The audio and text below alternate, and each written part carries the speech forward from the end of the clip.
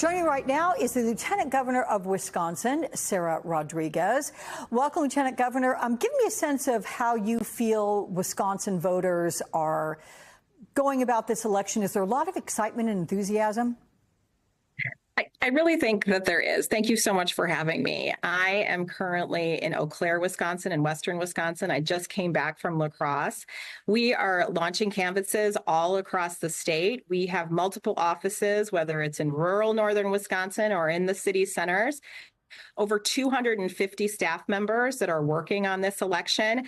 And every canvass I go to, you're looking at 50 to 100 people that are signing up to go and knock on doors. We know this election is going to be close in Wisconsin. The last 4 out of 6 presidential elections here have been decided with less than a percentage point. Wow.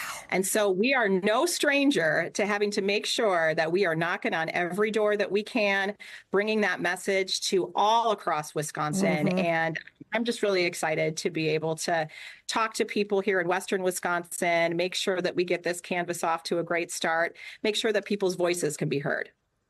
Yeah, and I just want to let you know, speaking of excited, it looks like a lot of people to the left of our screen, whether or not you can see it, they're in Atlanta for a Get Out the Vote rally with Kamala Harris. There's lots of buzz there. We can take a quick listen into what she's saying. I believe she's just getting into the beginning and thanking people. So we're gonna have our control booth monitor this as I ask you another question about Wisconsin, which you know very well. The closest of the blue wall states back in 2020, Politico reports that Trump and Harris had been focusing much of their money and time elsewhere. They are now pouring it into Wisconsin in the final stretch. So where do you see the race in Wisconsin right now? And do you think results are going to be as close as the polls suggest, or what you were just saying, less than 1%? I mean, we're looking at those just minuscule numbers.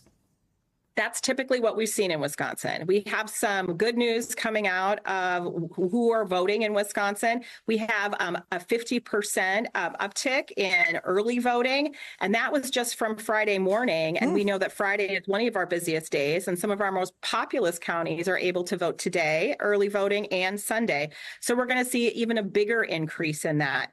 And we are seeing, like many other states are seeing, more women voting. And that is something that I think is really interesting because women know what the risk is in this election. We had an 1849 abortion ban in this state for almost 18 months.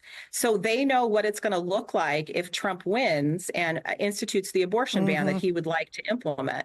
So these are good early signs. But again, we're not going to leave any door unknocked, any stone unturned. We want to make sure we're bringing the message to everybody across Wisconsin.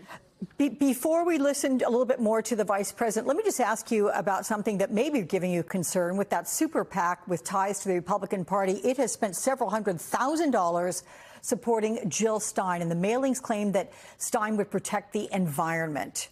How much does this concern you? Again, Wisconsin is a tightly run state. We are a very tight state, and we're going to have a very small percentage of people who are going to vote third party. But I do think that people understand the stakes of this election and that they're going to be voting as they have in the past, which the majority have voted, neck and neck between Democrats and Republicans, which is why we're trying our best to make sure we can get that message out there.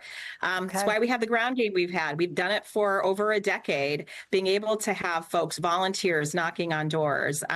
That's what our plan is, and we're going to keep doing that from now until Tuesday. I'm knocking on doors. I did it in Milwaukee, knocking on Latino doors, making sure people know how to vote, where to vote. So this is what our plan is, and we're really hopeful that we can bring that positive message that Vice President Harris has to the entire state. Very much so. And speaking of that, I want to thank you, Lieutenant Governor of Wisconsin, Sarah Rodriguez. We are